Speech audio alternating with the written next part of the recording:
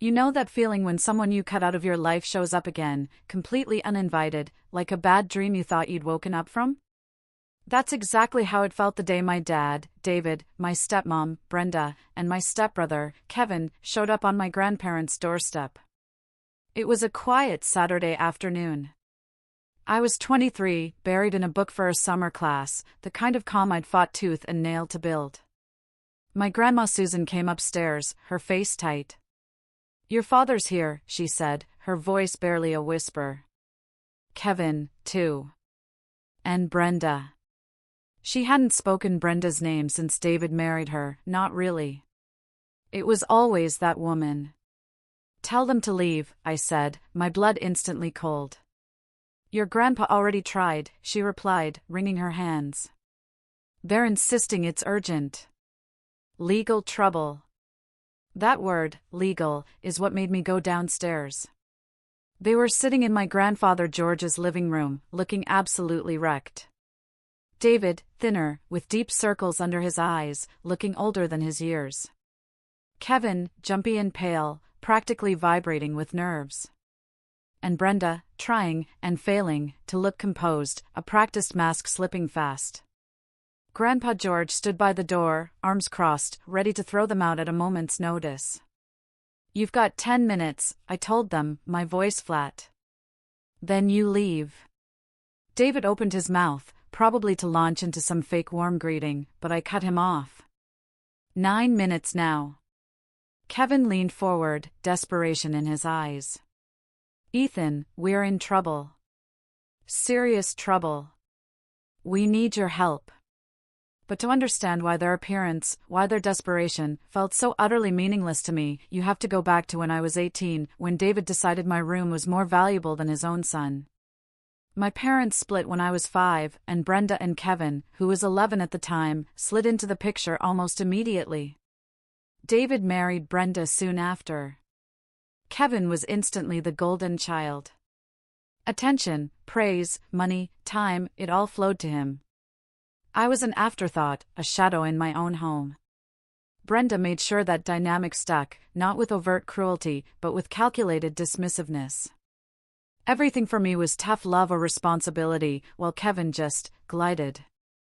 My mom, bless her, tried to counterbalance it. She was my anchor.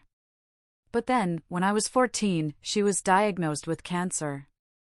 For 2 years, I watched her fade, the only person who truly saw me, the only one who told me I was stronger than I knew, that one day I'd understand. She died 2 months before my 17th birthday. And when she was gone, my place in that house evaporated with her. Kevin had always made my life a misery. He pushed me around, hid my things, even told me I wasn't David's real kid.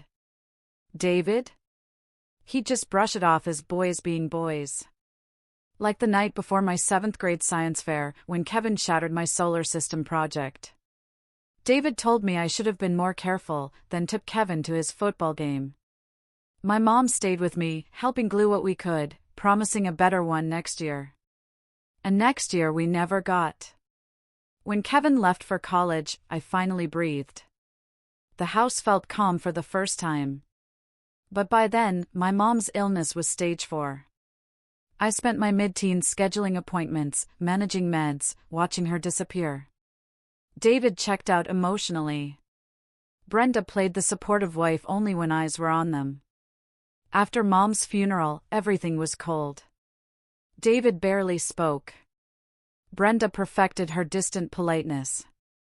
I cooked, I cleaned, I kept the house running, but it was clear I wasn't family. I was labor. Kevin came home for the funeral, and for once, he didn't bother me. Looking back, that wasn't compassion. It was calculation. He'd been gone for years, college, a corporate job, a quick marriage to Sarah after she got pregnant. Then he lost his job. And suddenly, the golden boy couldn't afford rent with a wife and toddler. He did what he always did, ran straight to David. And David, predictable as ever, welcomed him home like royalty. Then came the Thursday evening when David dropped the bombshell. Kevin's moving back home, with Sarah and the baby. They need your room for the nursery. You've got 3 weeks to find somewhere else to live. I just stared, waiting for the punchline that never came. We have a guest room, I managed. They can use that. They're using the guest room for themselves, David snapped. The baby needs proper space. So where am I supposed to go? You're almost 18. You should start acting like an adult anyway. Brenda stood in the doorway, arms crossed, watching.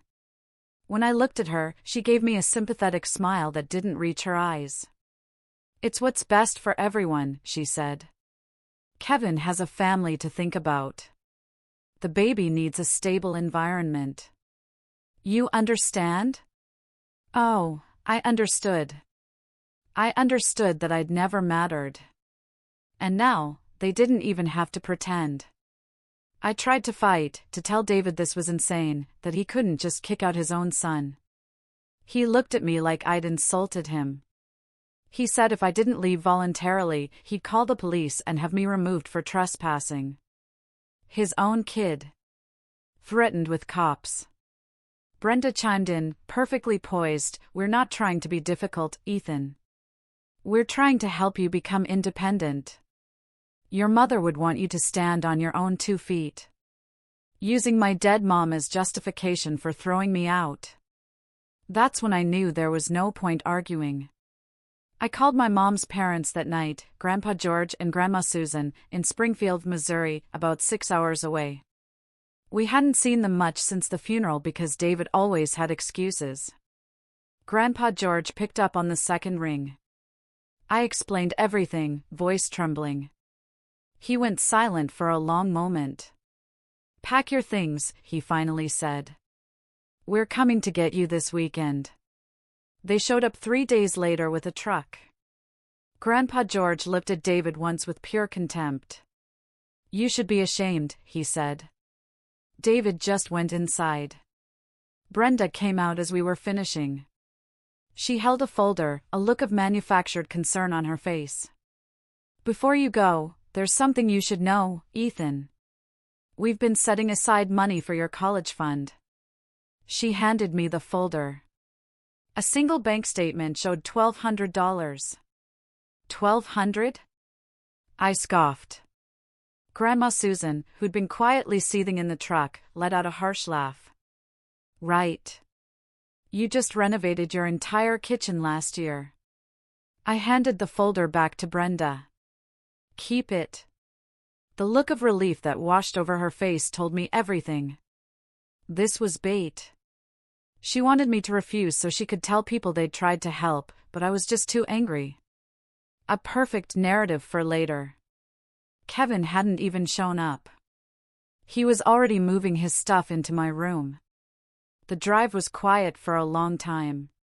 Then Grandpa George said, "Your mother told me before she passed that we needed to watch out for you. Said your dad had changed." She was right. My grandparents refused to let me pay rent. They said I was still a kid who deserved a home. But once I got steady hours at a bookstore, I started slipping money into the grocery jar when they weren't looking. They gave me stability. I needed to give something back. I finished high school remotely, graduated with them in the audience, then got accepted to the University of Missouri, Columbia, about an hour away. I planned to commute and work part-time. For nearly 2 years, I didn't hear from David, Kevin, or Brenda. I deleted their numbers, blocked them, moved on. My grandparents treated me like an actual human being. We had dinner conversations where people asked how my day was and actually listened. I had a room that was mine, truly mine. I started to feel like maybe things could be okay.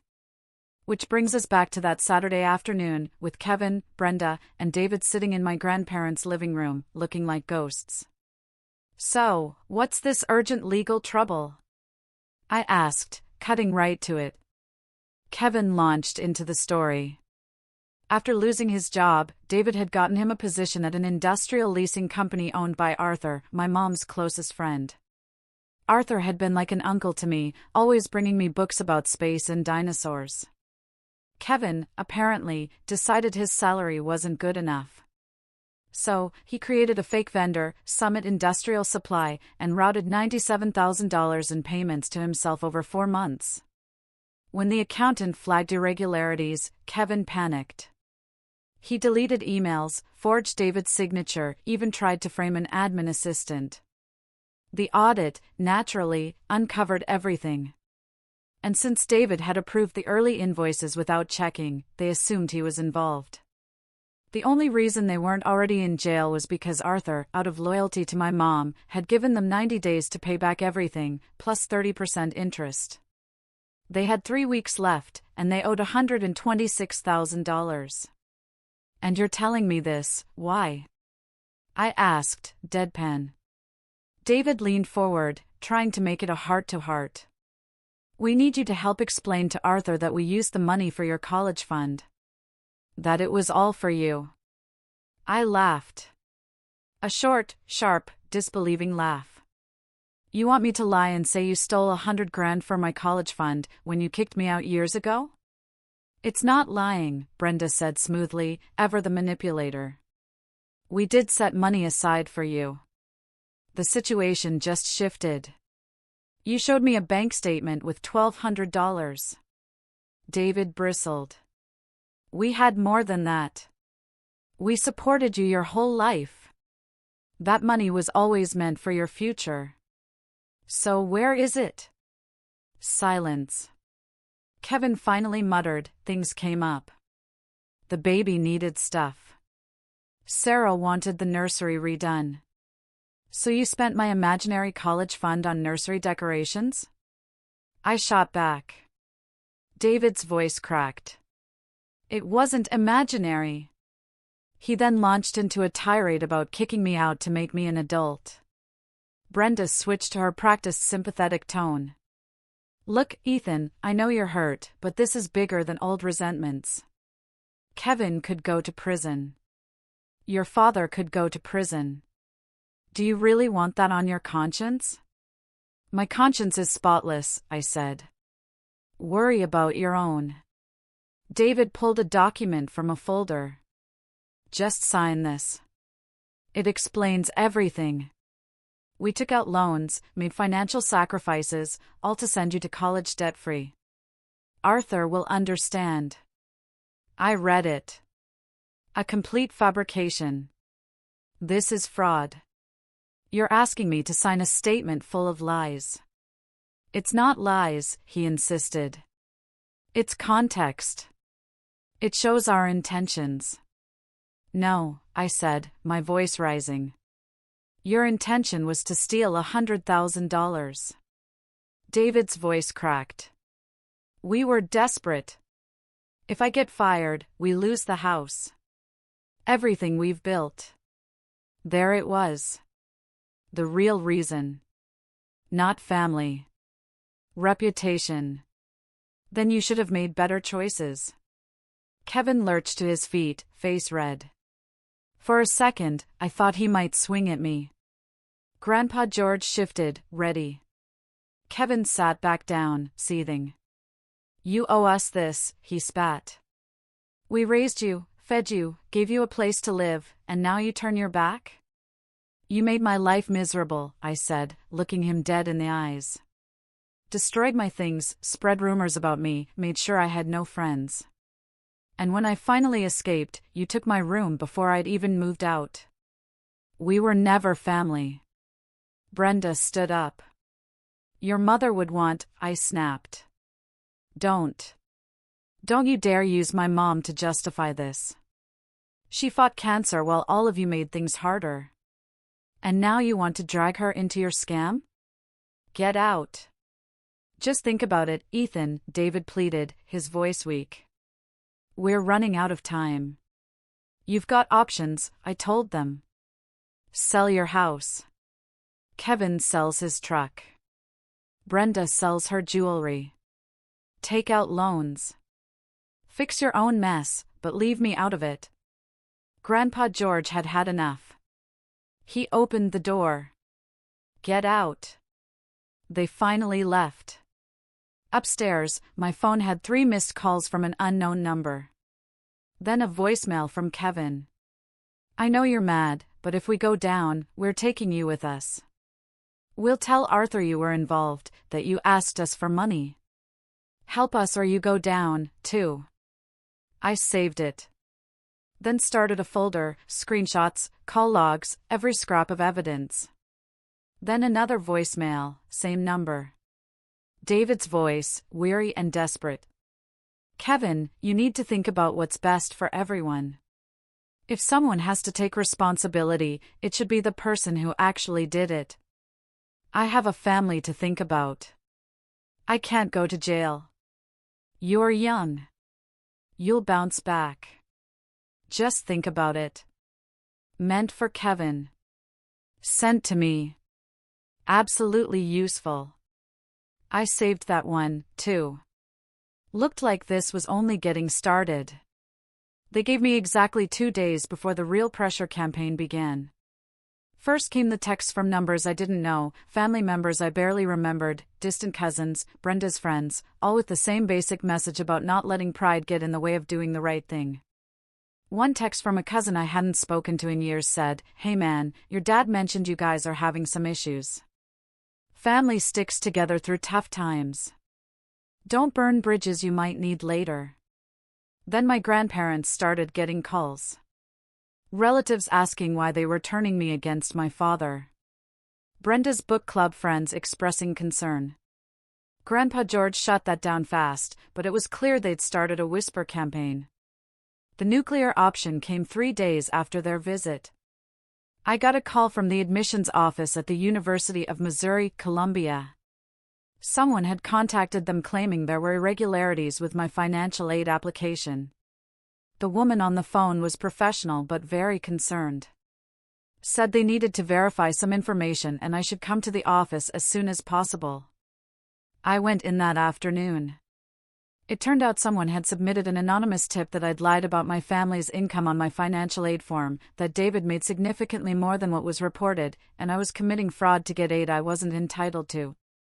The financial aid officer showed me the anonymous email. It was careful, didn't make specific accusations, just raised questions about accuracy and suggested they investigate. "Is any of this true?" she asked. "No, ma'am. I filled out those forms with my grandparents' accountant. Everything was verified. I don't even live with my father anymore." "That's what your file shows," she said. "But we have to follow up on these things." It took 2 hours of pulling documents and records to prove everything was legitimate. The officer was apologetic. Said it was probably nothing, but they had to be thorough. I knew exactly who'd sent that email. Then came the call from my part-time job at a local bookstore. My manager said someone had called claiming to be David, expressing concern that I might be using controlled substances and stealing to support a habit. Said I'd been struggling since my mother died and they wanted to give her a heads up.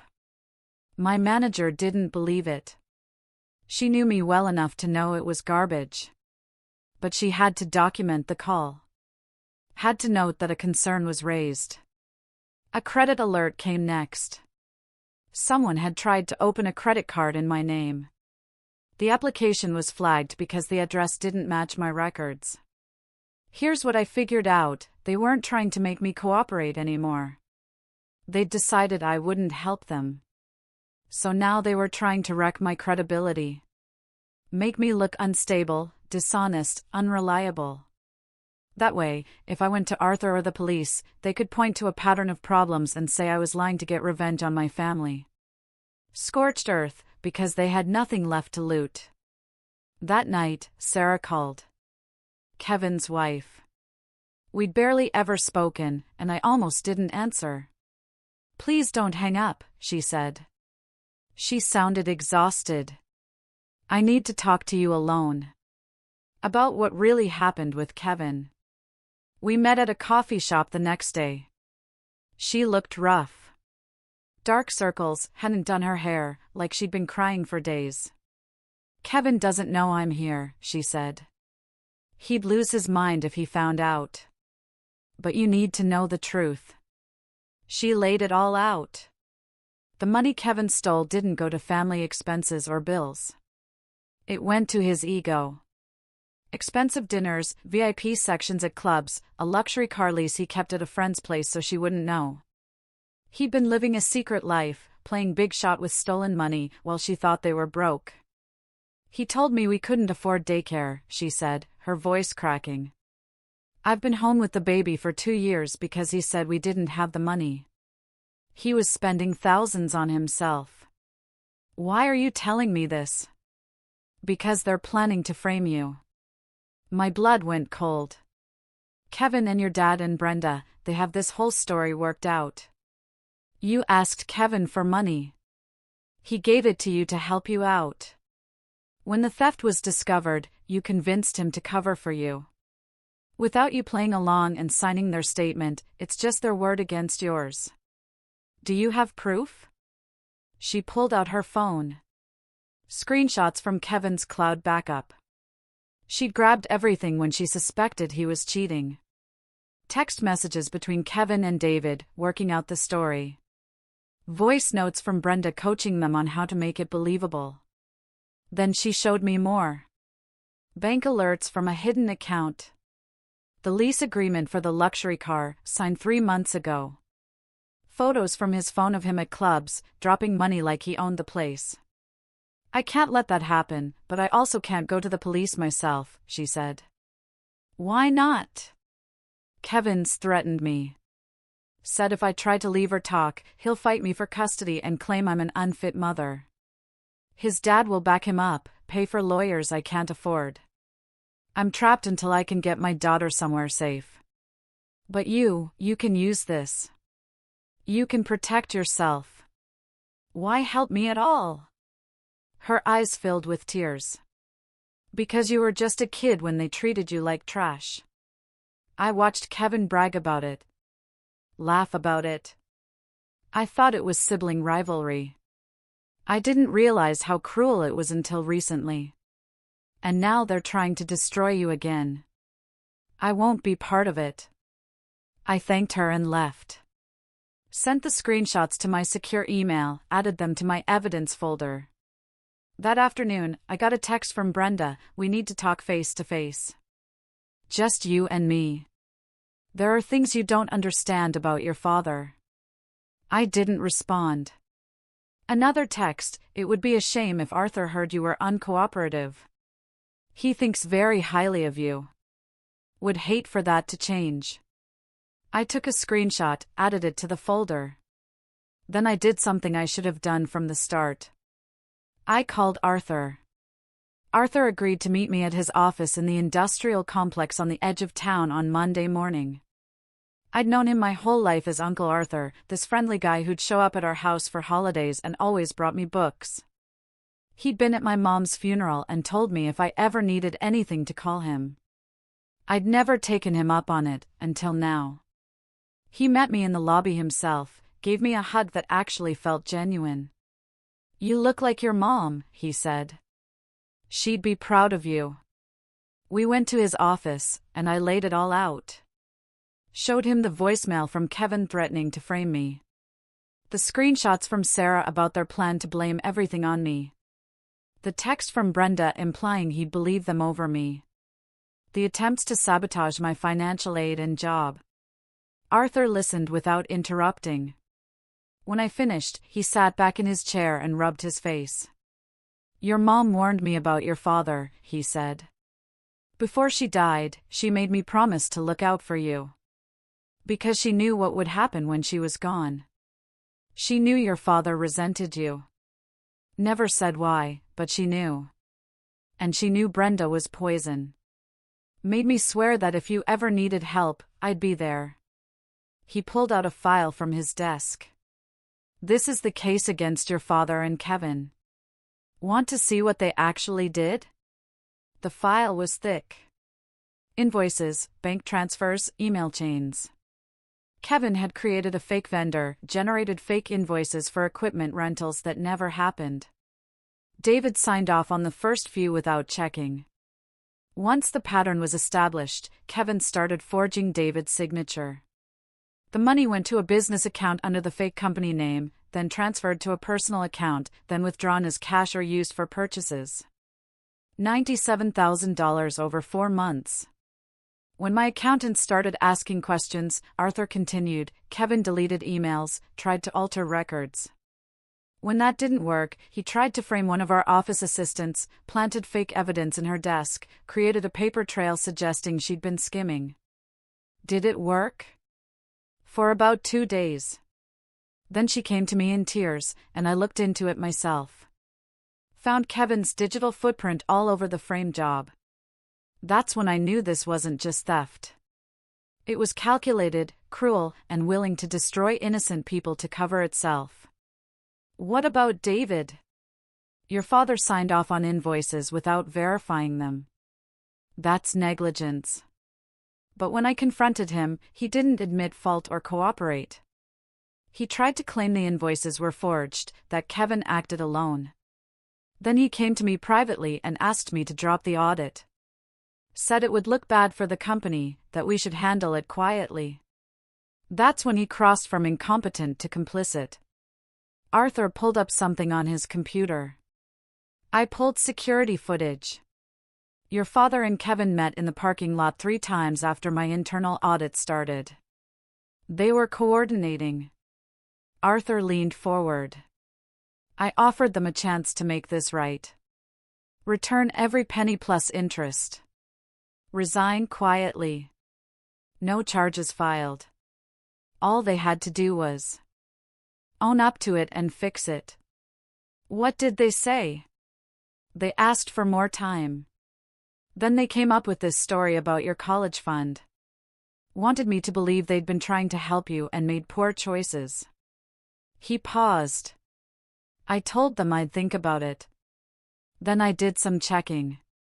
He pulled out another paper. This is the bank account they showed you. The $1,200 college fund. Want to know when that account was opened? 2 days before they kicked you out. They opened it, deposited $1,200, and were planning to use it as proof they'd been supporting you all along. It was a prop. The truth hit hard, hearing it confirmed. I'd suspected, but knowing for sure made it real. They tried to use your mom's memory as a shield, Arthur said. Came to me talking about how she'd want me to give them another chance, how she'd want the family to stay together. Your mom would have told them off. What happens now? Now I make a decision. I was trying to honor your mom's memory by giving them a chance to make this right. I didn't want to destroy them because she'd loved your dad once. I was holding back out of respect for her. He leaned back in his chair. But then I saw what they were doing to you.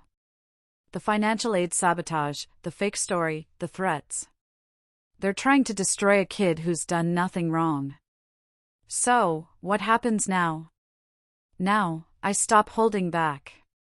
The 90-day deadline is in 3 weeks. If they don't pay in full, I file charges. But after seeing what they tried to do to you, I'm inclined to skip the waiting and go straight to the police. They're going to use that fake story about me, I said. Try to tell you I was involved. I know. Kevin's lawyer visited yesterday.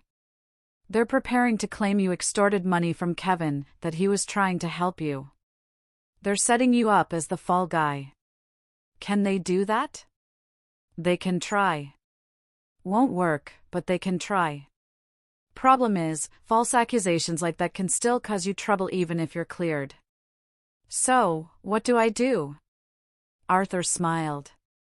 You let me handle it. Your mom made me promise to protect you. I'm keeping that promise. He picked up his phone and made a call right there in front of me. Detective Morrison? Arthur here. We need to talk about that fraud case I mentioned. It's escalated. I'm filing a formal complaint and I've got evidence of witness intimidation and attempted blackmail. He talked for 10 minutes, laying out everything, the threats against me, the attempts to frame their office assistant, the coordination between David and Kevin to cover it up. When he hung up, he looked at me. Detectives will want to talk to you. Bring everything you've got. Every voicemail, every text, every screenshot. This isn't just about the money anymore. The investigation took time. Detectives showed up at my grandparents' house about a week later, and I gave them everything. Kevin's threats, the fake story they'd built, Sarah's screenshots, the sabotage attempts on my financial aid. They were professional and thorough. No judgment. Detective Park, one of the investigators, told me, cases like this usually come down to she said. But you've got a paper trail. That makes our job easier. Within 2 weeks, they executed search warrants. They seized David's computer, Kevin's phone, company documents, everything. Digital forensics pulled up deleted emails Kevin thought he'd gotten rid of. Full text chains, forged signatures, all of it pointed straight to him. Kevin panicked first. He immediately tried to flip on David, claiming David forced him into the whole scheme and he'd just been following orders. He played the victim hard. It didn't work. Every trace of planning and execution led back to him. David tried a different angle, claimed Kevin forged his signatures, that he'd been completely unaware of the fraud. But detectives had the parking lot footage of them meeting after the internal audit started, plus messages showing they were coordinating. He was done, too. Brenda held out the longest. She played the shocked, betrayed wife, swearing she had no idea what they'd been doing. That lasted about a week before detectives found her texts coaching Kevin on how to frame me and telling him which details would sound believable. Then they found messages she'd sent to the admin assistant Kevin originally tried to frame, telling her it would be better for everyone if she stayed quiet, offering her money to sign a statement and hinting that making waves could ruin her career in a small town. The assistant had saved everything. The community response was brutal. David and Brenda had spent years crafting the perfect family image, photos, events, charity boards. Overnight, it collapsed. Brenda's name vanished from fundraisers. On social media, people pretended they'd never known her. One afternoon at Arthur's office, his assistant mentioned she'd run into Brenda at the grocery store. Said Brenda looked terrified, head down, rushing out like she expected someone to spit on her. Her empire of appearances was gone. Sarah filed for divorce and immediately moved back to Kansas City with their daughter. She filed for full custody, and Kevin didn't even contest it. The company released a short statement confirming fraud had been uncovered and that the employees involved had been terminated. No names needed. Everyone knew. David resigned. Kevin was already fired. 3 months after the investigation began, the district attorney officially charged them. David, conspiracy to commit fraud, filing false documents, witness intimidation. Kevin, fraud, forgery, identity theft, attempted destruction of evidence. Brenda, witness intimidation and conspiracy. They all hired expensive lawyers and tried to fight it, but the evidence was overwhelming. Eventually, they were pushed into plea deals. Kevin got 36 months with possible parole after 24 if he cooperated. David got 24 months. Brenda, who fought the longest, finally accepted 12 months plus probation. All three were ordered to pay full restitution, $126,000, split between them. The court put liens on their house, Kevin's truck, and basically everything they owned. Sentencing came 5 months later. The courtroom was almost empty. Their friends didn't bother to show up. I sat in the back with my grandparents. Kevin went first. He tried to blame everyone but himself. The judge wasn't impressed. She gave him the full 36 months and made it clear parole wasn't guaranteed. David's hearing was rough. He tried a speech about mistakes and learning from them. The judge cut him off. "You didn't make mistakes," she said. "You tried to harm your own son to cover your crimes. That's a choice." 24 months. Brenda cried through hers. The judge remained unmoved. "You had multiple opportunities to stop this," she said. "Instead, you helped orchestrate a plan to frame an innocent young man and intimidate witnesses. 12 months. They were taken into custody immediately. Walking out of the courtroom afterward, I didn't feel triumphant or relieved, just quiet. It scared me for a moment until I realized it wasn't numbness. It was peace. Grandpa George put a hand on my shoulder. "You okay?" "Yeah," I said. "I think so." Arthur was waiting in the hallway. He hugged me and handed me an envelope. "What's this?" "A job offer," he said. "Your mom made me promise to help you if you ever needed it. We've got an internship, 20 hours during school, full-time in the summer. Property acquisition analysis. Pays well, looks great on a resume. You don't have to do this." "I know. I want to. And your mom would have wanted me to." I accepted. 2 weeks later, I started. Turns out I was good at it. Research, analysis, tracking property histories. It clicked. That fall semester, I kept my grades up, made new friends, and built a life that finally felt like mine. Kevin got out after 28 months on good behavior. I heard he moved to another state where no one knew him. Fine by me. David served the full 24 months. Brenda got out after 8 for good behavior.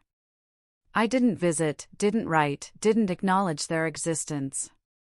Then, 14 months after Brenda got out, they showed up at my grandparents' house again. It was a cold Saturday in November. I was home for Thanksgiving break, sitting at the kitchen table, working on a research paper for my economics class. Grandma Susan was making pie crust. A normal afternoon. Then the doorbell rang. Grandpa George answered it. I heard his voice go hard. "You need to leave." "Please, just 5 minutes," David's voice. Older, rougher.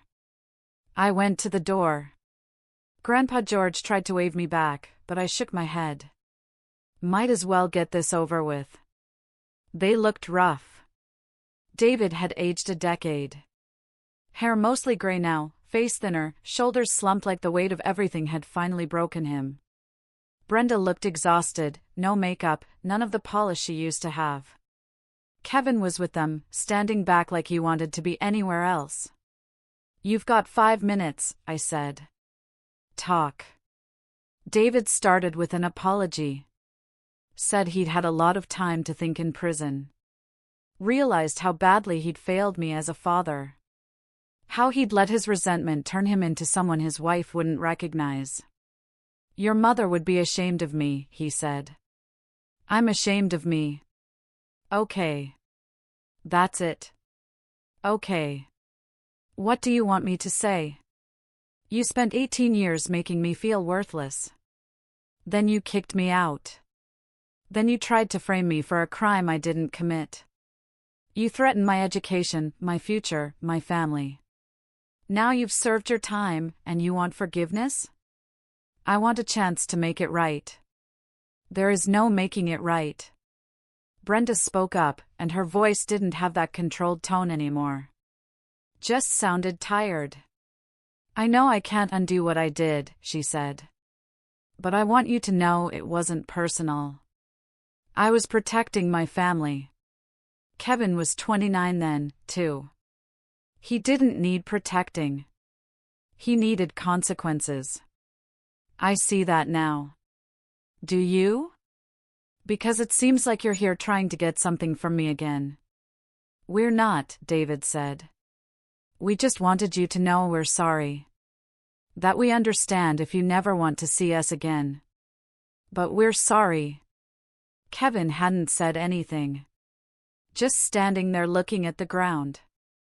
"You got something to add?" I asked him. He looked up, his eyes meeting mine for the first time. "I was jealous of you." "Of me?" "You were the golden child of how much your mom loved you. How she always put you first.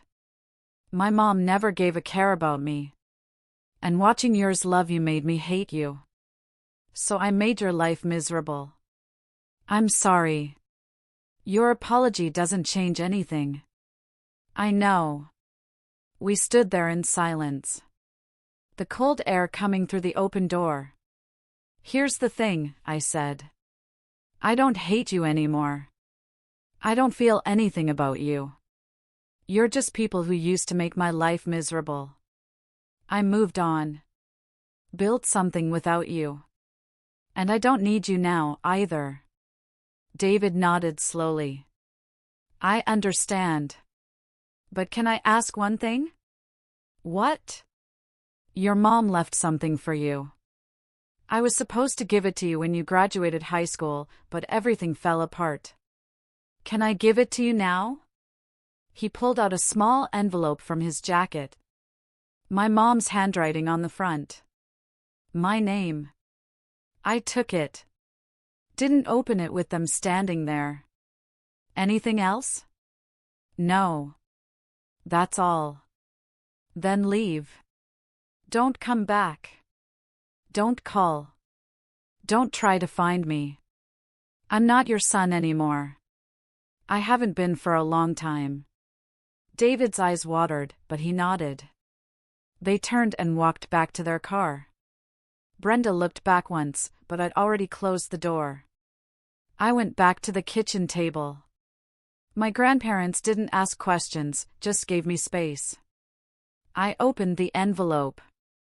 A letter in my mom's handwriting, dated 2 weeks before she died. My beautiful boy, asterisk if you're reading this, I'm gone. And your father has finally given you what I left for you. I'm sorry it took him so long. I'm sorry for a lot of things. I know things are hard with your dad and Brenda. I know Kevin makes your life difficult. I wish I was strong enough to fix it, but the cancer is winning, and I'm running out of time, asterisk asterisk. Here's what I need you to know. You are worth more than how they treat you. You are smart, kind, strong, and capable. Don't let them convince you otherwise. Your father loves you, but he's broken in ways I couldn't fix. He resents you because you remind him of his own failures. That's his problem, not yours, asterisk asterisk. I've set some things up for you. Arthur knows what to do when things get bad, and they will get bad. Go to him. He'll help you. I made him promise. Build a life that's yours. Don't let them drag you down. Don't let them make you small, asterisk asterisk. I love you more than anything in this world. I'm proud of you. I'll always be proud of you, asterisk mom. I read it 3 times, folded it carefully, and put it in my wallet, where I've kept it ever since. Grandma Susan came over and hugged me. Didn't say anything. Didn't need to. That night, I sat down and wrote my own letter. Not to David, or Brenda, or Kevin, but to myself. I wrote down everything I'd survived, everything I'd built. Every time I'd chosen to stand my ground instead of folding, every moment I'd refused to let them break me. I wrote down who I'd become in spite of them. Then I burned it in the fireplace and watched the smoke carry it away, because I didn't need to hold on to it anymore. Didn't need the anger or the hurt or the weight of their dysfunction. I had a job I was good at. I had straight A's that semester. I had a family who actually loved me. I had a future that was mine. They tried to destroy me to save themselves, and it had backfired completely. They'd lost everything, while I'd built something real. 3 years later, Arthur stood beside me as my best man at my wedding, because he'd earned that place in my life 100 times over. David sent a card. I threw it away unopened. I built a career, built a family, built everything they once tried to take from me. That was enough. What would you have done in my position?